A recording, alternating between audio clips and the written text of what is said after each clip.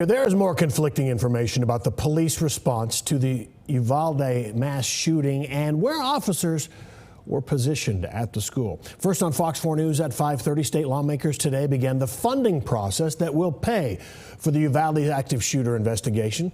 Meanwhile, the state senator who represents Uvalde claims the head of the Texas DPS admitted there were troopers in the school hallway with ballistic shields when children were inside classrooms dying. The Texas DPS says that senator got it wrong. Fox 4's Sean Rabb in now with the story. Sean.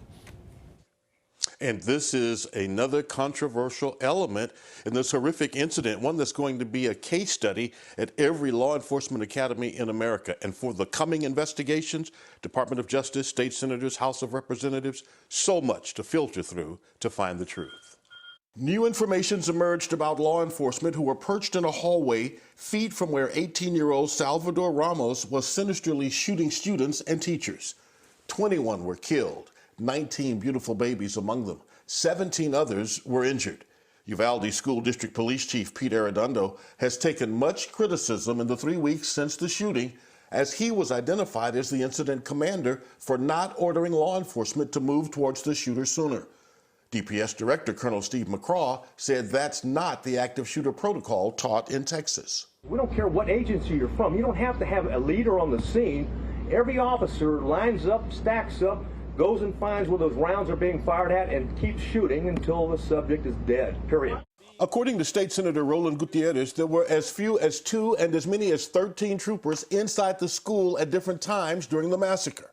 Some with ballistic shields who, with Uvalde local law enforcement, waited to engage Ramos.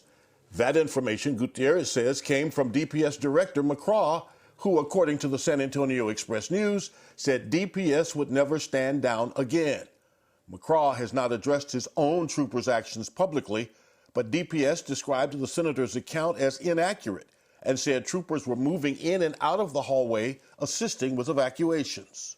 In front of you is the proposed interim budget for the investigative committee on the Robb Elementary School shooting. Also Tuesday, a House committee earmarks immediate money to be used between now and the start of the next session in January by representatives appointed to investigate the shooting.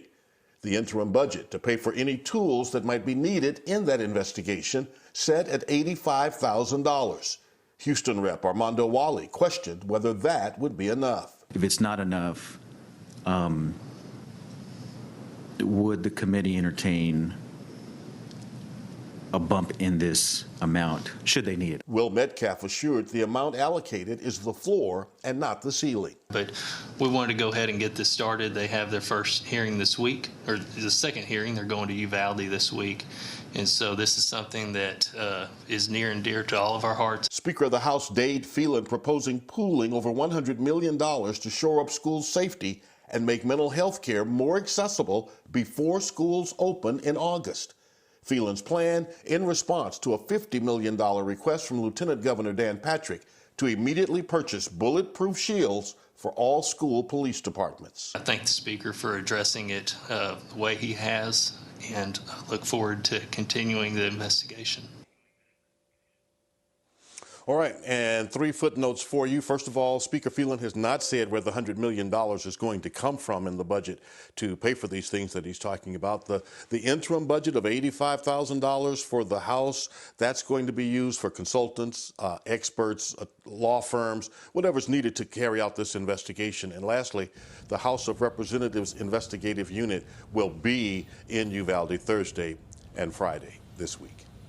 All right, Sean, and I think everybody wants the stories straight, and it'll all eventually come out, has to. Thank you.